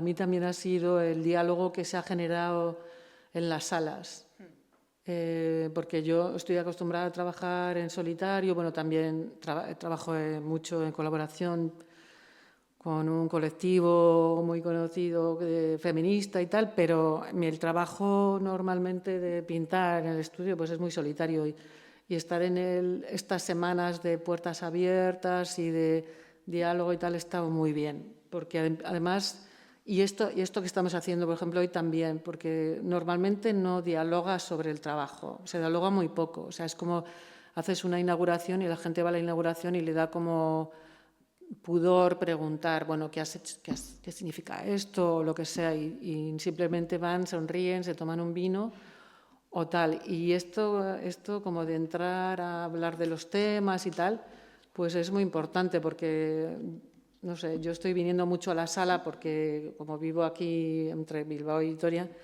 pues vengo con muchas visitas, amistades y tal, y me está viniendo muy bien conocer más a las obras de cada una y de cada uno. Y entonces esta parte es muy bonita, la de este diálogo que se ha generado en las salas y posterior y todas estas actividades, me parece genial. Yo querría añadir, en plan, obviamente, pues todo lo que están comentando, pues coincido totalmente, ¿no? Lo enriquecedor que ha sido compartir todos estos espacios, pero quería añadir que quizá lo que a mí más me ha gustado de este proceso ha sido trabajar también con gente que no esperaba trabajar. O sea, quiero decir, en el caso, por ejemplo, de la pieza que está colgada en mi espacio, trabajé con un amigo de mi tío que tenía un brazo mecánico para que me ayudase a doblar las placas. O sea, también en el caso de del montaje, las personas de montaje y demás también nos ayudaron muchísimo. Ha sido como, y también, por ejemplo, me gustaría recalcar, por ejemplo, en el abierto por obras, que había mucha gente que, pues, claro, pues, nos ven trabajando, ¿no? Y se acercan y te preguntan, e incluso a mí me han llegado a ayudar. O sea, quiero decir, de que me veían en plan con las placas, así que decía, no, ¿esta qué está haciendo, no?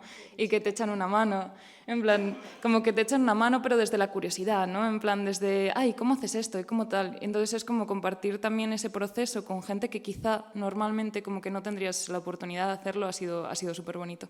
Sí. Sí, para mí también ha sido lo más divertido ese montaje abierto en el que estábamos todas, ¿no? y entraba el público. Y luego yo, que soy una persona, por ahí está mi pareja, como muy, todo lo tengo que tener controlado. Pues, o sea, yo venía con esa idea mágica en la cabeza que luego no sabes si te va a salir o no, porque realmente lo que es el recipiente lo tenía hecho y en el estudio había hecho una prueba de si se leería de alguna manera alguna palabra. Pero yo, Feliciana, vine sin haber montado ese mapa. O sea, realmente todo eso que está ahora en el recipiente pues irá al compostaje. Entonces, bueno, desaparecerá. Si en algún momento lo vuelvo a montar, pues será diferente. Pero yo vine con una idea en mente y no sabía tampoco muy bien si iba a resultar o no. Y bueno, mira, pues yo qué sé, igual le supera un poco en algún momento lo de tener todo tan controlado, que no creo, pero ese momento sí. Bueno, entonces podemos decir que ha sido una experiencia gratificante, ¿no? En general. Me alegro. Bueno, pues ahora sería el turno del público. No sé si tenéis alguna pregunta o queréis hablar de algo con los artistas. ¿No? Vale. Bueno, pues entonces damos por finalizada la mesa redonda. Doy más tiempo. Venga, va, que seguro que tenéis alguna pregunta que no os hemos resuelto. Seguro que hay algo que queréis saber de nosotros. O un comentario. Sí. ¿Habéis visto la expo? Bien, ahí.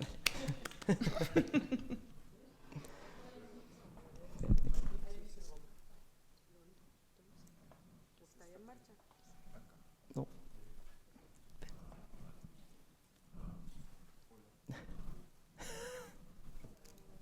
Hola, hola.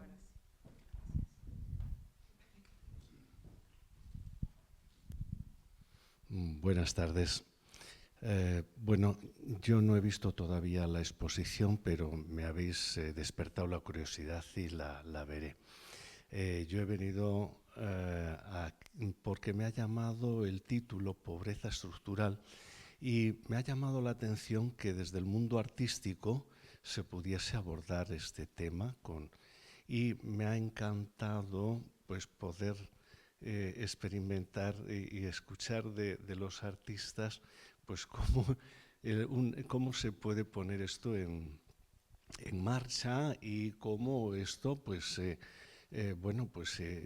tiene mensaje. Entonces yo estoy aquí por curiosidad y me habéis despertado la curiosidad, me habéis llamado la atención y yo creo que estáis haciendo una labor importante. Yo no sabía que desde el mundo artístico se podía profundizar en ello y llegar ahí. Entonces, la verdad, estáis transmitiendo un mensaje muy interesante y la verdad, pues, me voy totalmente sorprendido e interesado en el tema y yo creo que os seguiré prestando más atención. Gracias por vuestra exposición. Me ha llamado la atención de casi todos vosotros vuestras experiencias. Me ha llamado mucho la atención la experiencia de Guruj Ramírez. Y bueno, cada uno habéis hecho exposiciones que a mí me ha parecido muy interesante y bueno, gracias porque me habéis despertado la curiosidad.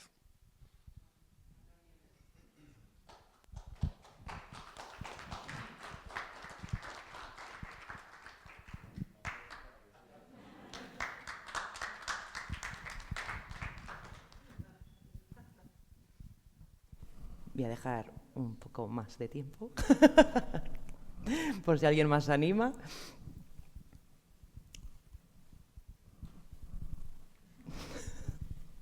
Mira, ahí.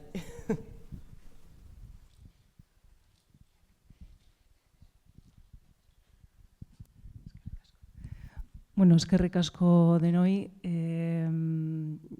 Pobreza estructural, al final no he llegado a la intervención de Deyanira, ya lo siento, pero bueno, cada una lo habéis abordado desde un tema, desde puntos muy distintos. Imagino que se han quedado también muchas vertientes, ¿no? Porque al final estáis hablando de una cuestión compleja, además mirándolo, ¿no?, con una mirada global, no solo centrada en la experiencia inmediata, ¿no?, que podéis tener cada una de vosotros, sino pues en esas lecturas, en esas conversaciones y en esa mirada, en esa conversación, ¿no?, con otros lugares. Me gustaría preguntaros, suena fatal, y no es un cuestionamiento, pero es como se me está generando la pregunta en la cabeza, ¿no? Si estáis satisfechos o creéis que se han quedado muchas cosas por el camino. Me parece un tema lo suficientemente complejo como para poder volver una y otra vez sobre ello, ¿no?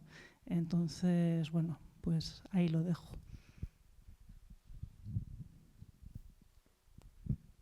Bueno, yo voy a decir que yo llevo 35 años trabajando sobre este tema, o sea, que claro que es para volver sobre ello y que no realmente desde el arte es una producción simbólica. Entonces, hacemos en la medida que podemos, sobre todo para la extensión de ciertas problemáticas o para de repente cambiar un cierto chip o lo que sea, pero quiero decir que se llega hasta donde se llega y con modestia y, bueno, sí, hay que seguir, claro. No sé. No. Bueno, yo creo que tanto en la exposición como hoy lo que hemos hecho es compartir una pincelada de nuestro trabajo, ¿no? Pero que se podría hacer una exposición individual cada una, podríamos hacer una jornada individual cada una hablando de nuestra trayectoria, nuestras obras, lo que hacemos, ¿no? Y bueno, que queda mucho quedaría mucho. Lo que te hace cuestionarte es que desde el arte vamos a decir que es fácil hablar. Si solamente hacemos arte, pues no sé si vale para demasiado. Lo jorobado de este tema es qué se puede hacer para ir mejorando esa situación, ¿no? Entonces, desde el arte simplemente pues, lo pones encima de la mesa para que la gente lo pueda ver. Pero luego falta que la sociedad se involucre y que seamos capaces de hacer algo para darle un cambio a esto, ¿no? Creo que aquí ha quedado bastante claro que ese tema del reparto de la riqueza, pues que es algo que hay que remediar cuanto antes, porque nos está llevando a lo que nos está llevando, al agotamiento del planeta, a pelearnos entre nosotros, a hacer guerras incomprensibles, etcétera, etcétera. Como artista, pues lo puedes poner más bonito o más feo, pero aparte de eso es una llamada a movernos.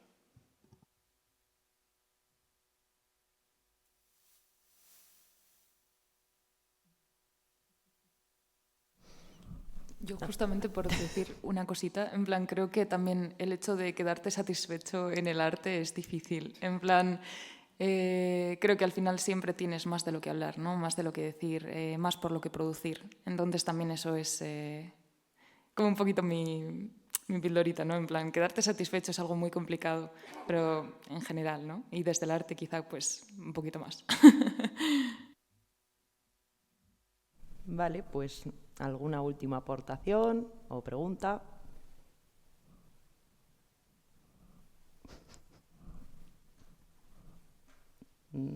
¿Sí? ¿He oído sí? No, no.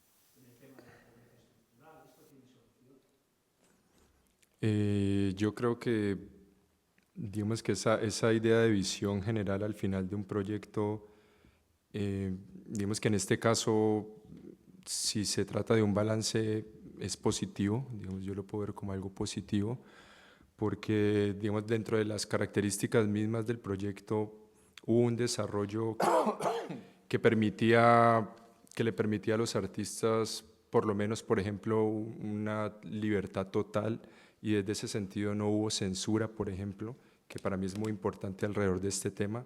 Fácilmente, por cuestiones políticas, por cualquier otro tipo de situación o conveniencias, te pueden decir fácilmente a cualquiera de las obras aquí presente, pues no, esa no, es un poquito como que no hables tanto de eso.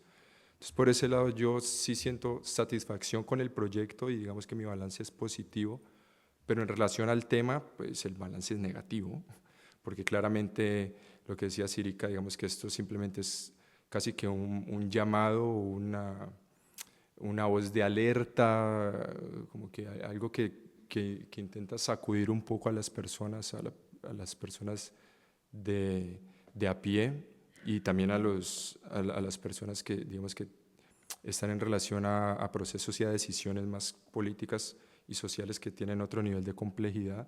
Entonces, pues para mí el balance sí es positivo en relación al proyecto, pero digamos que queda digamos que es como si fuera el inicio de algo más, como que digamos que esto da para mucho más y en ese sentido siento que es una cuestión vital que no tiene fin, no hay manera de cerrarlo totalmente y eso. Yo no sé si te voy a responder bien a la pregunta, pero creo, o sea, yo siento que obviamente nosotras, como personas o artistas individuales, pues no vamos a solucionar el problema, obviamente, ¿no? Para eso se necesita comunidad, yo creo que es algo muy importante. pero creo que desde el arte o desde nuestra figura como artistas y más en colectivo, porque creo que eso es algo muy importante, comunidad y colectivo, podemos ayudar a esas otras colectividades como ONGs o demás que intentan, de alguna manera, o son los que más intentan poner ese fin a esta problemática de la pobreza estructural, ¿no? O sea, que creo que individualmente, obviamente, no vamos a solucionar nosotros el problema, pero que como artistas y nosotros desde nuestro hacer tenemos que involucrarnos, tenemos la obligación moral y ética de involucrarnos en esta problemática social y en otra. O sea, aportar lo que nosotros podemos hacer, ¿no?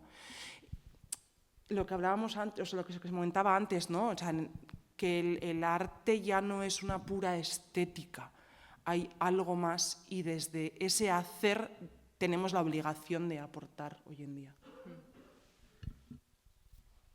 Y en esa línea, pues, visibilizar y denunciar, ¿no?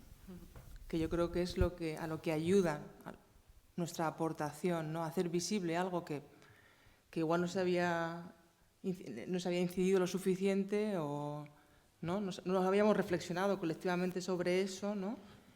Y para mí hay algo también muy importante que es el compromiso. Y yo creo que todas aquí lo hemos demostrado, que tenemos un compromiso con este tipo de cuestiones, ¿no? Sociales, que debería ser un compromiso más global, yo creo. Buenas noches, ya. El título me llama mucho la atención. Pobreza estructural. ¿Cómo habéis sacado el título en cuestión? ¿Qué es para vosotros la palabra estructural? Esto te lo tiene que contestar ZAS, que es el equipo comisarial y Solidaridad Internacional, ambos. Bueno, ¿por qué pobreza estructural? Porque la pobreza abarca diferentes ámbitos y como bien lo mencionó, ahora no recuerdo quién lo mencionaba, tiene que ver también la forma en la que se ha estructurado la sociedad a través de un sistema capitalista que nos lleva a una situación que estamos hoy en día, ¿no? Por eso tiene una parte de causas sociales, económicas o un impacto en lo social, en lo económico, en lo medioambiental, en el género, en los derechos humanos. Estructura es porque es algo que tenemos que cambiar, que podemos cambiar. Aunque la sociedad esté montada de esta manera, podemos cambiarla. Bueno, o intentaremos cambiarla, yo creo. Pero tal y como vivimos hoy en sociedad, es una estructura basada en un modelo capitalista. Por eso se llama estructural. No sé si por eso también habéis decidido ponerle el nombre. La pobreza es funcional al sistema capitalista. Mientras exista un sistema así, es funcional, o sea, es proporcional. Mientras exista un sistema así, va a haber una parte de personas que no importan. Una parte de personas que se cuenta ya, que es una estructura que ya tiene en cuenta que va a haber una serie de vidas que no importan. Es esto, que dentro de la estructura del sistema ya es desigual. Ya está esto estructurado así. Sí.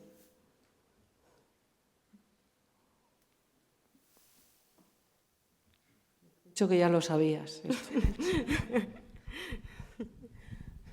Bueno, yo quería aprovechar que ha sido interesante porque nos habéis transmitido, por ejemplo, Itxaso nos ha transmitido la experiencia que has tenido de países y mujeres con respecto al aborto, que las noticias generalmente las pasan muy por encima y este tipo, para mí hoy la sesión de esta tarde, pues bueno, me ha tocado y pienso que los que estamos aquí nos llevamos perdón, habéis servido de despertadores y cuando decíais, esto tiene solución, bueno, vosotros lo ponéis encima de la mesa, vosotros hacéis de despertador con este tipo de charlas a los que estamos aquí, nos habéis tocado un punto que puede ser que entre todos esto pueda tener solución, pues no inmediata, pero sí que vayamos entre todos construyendo esa nueva sociedad. Y vosotros ahí, sin duda, tenéis ese papel y ese timbre de despertar conciencias y tocar a mucha gente. Así es que gracias por estas conferencias y nada, ojalá se repitan más veces. Gracias. Desde luego, yo creo que vivimos una época muy regresiva y por eso creo que es papel de los artistas justo remar en contra de lo que ocurre en los tiempos. Estamos en un momento a nivel de una de las peores involuciones del capitalismo, en un estado ya inhumano, donde antes había un beneficio, como sabéis, ahora hay un beneficio y sigue deshumanizándose, porque en fases primeras del capitalismo, cuando había un beneficio, por ejemplo, esto redundaba en esas plusvalías, redundaban en las personas de la clase trabajadora, pero en la actualidad los beneficios ya no redundan más que en muy pocas manos. Y aún así, aunque sigue habiendo beneficios, todos sabemos que, por ejemplo, ya no existe ni siquiera un poquito de humanidad para, por ejemplo, no echar al paro a gente, a pesar de que las empresas ganan. Y esto es ya pues uno de los estadios más terribles, que es que ya el género humano se ha convertido en un desechable, incluso cuando hay beneficios. Y estamos en un estadio ya tan sumamente deshumanizado, que creo que si desde el arte no apuntamos en las direcciones opuestas, en una sociedad que cada vez es más dura en este sentido, pues creo que mal vamos. Entonces, creo que estamos justo hablando como si todo el mundo fuera así, pero estamos en una sociedad que cada vez va más hacia el lado opuesto de lo que estamos comentando. Y por eso creo que esto suena extraño y por eso creo que, es muy difícil decir si esto va a acabar. Lo que sí estamos es asistiendo a todo lo contrario, o sea, estamos asistiendo al menos en nuestros contextos más cercanos, hemos vivido épocas mejores, en el sentido de más reparto, más poder adquisitivo para la clase trabajadora, y ahora mismo esto está en regresión. Entonces, yo quería agregar algo a lo que has dicho, porque esto es un momento clave, ha cambiado el orden, ha regresado Donald Trump al poder en Estados Unidos, lo que va a repercutir en todo el mundo, ¿no? Ya ha anunciado cambios en redes sociales para cortar libertad de expresión, y eso va a tener también repercusiones en vuestro trabajo. A mí me parece que en ese sentido es importante que desde el arte se siga reivindicando temáticas sociales, porque son temáticas que atraviesan a toda la sociedad, pero que va a ser cada vez más difícil que hagáis vuestro trabajo con esa libertad. Al menos el futuro no pinta nada bien. Exacto, yo tengo bastantes conocidos en Berlín ahora mismo, y Alemania era uno de los países modelo en cuanto a cuidado de la cultura, cuidado del arte, tiene una seguridad social para artistas específica y han cortado de una manera brutal todos los fondos dedicados a cultura. Alemania, que era como el paradigma del país preocupado por la defensa de la cultura, y también está ocurriendo, ahora mismo está ocurriendo a unos niveles muy preocupantes. A nivel internacional está habiendo un repunte de la derecha y de la extrema derecha muy preocupante, ¿no? Y cuanto más sube la derecha, más derechos perdemos todas, las mujeres y la sociedad. Tal cual. Bueno, pues con este último diálogo damos por finalizadas las preguntas del público, porque ya se nos ha hecho un poquito tarde. Así que invitaros a todos, si no lo habéis visto, que acudáis a la exposición de pobreza estructural para disfrutar de ella, y si no lo habéis visto, pues igual ahora que tenéis una referencia, ¿no?, de los artistas, tendréis otro tipo de percepción de ella. Y nada, comentaros que durante este mes aún nos quedan un par de actividades relacionadas con esta temática. En primer lugar tendríamos el 23 de enero el taller Copiar, Crear, Cuestionar, Pobreza, que bueno, consistirá un poco en reflexionar, ¿no?, sobre este tema. Y para apuntarse deberíais de inscribiros a través del correo electrónico de ZAS, que es espaciozas@gmail.com. Y bueno, luego ya para finalizar con estas actividades tendríamos el 30 de enero una visita guiada de mano de los propios artistas. Así que nada, con esto pues muchas gracias a todos y a todas por haber venido y hasta la próxima.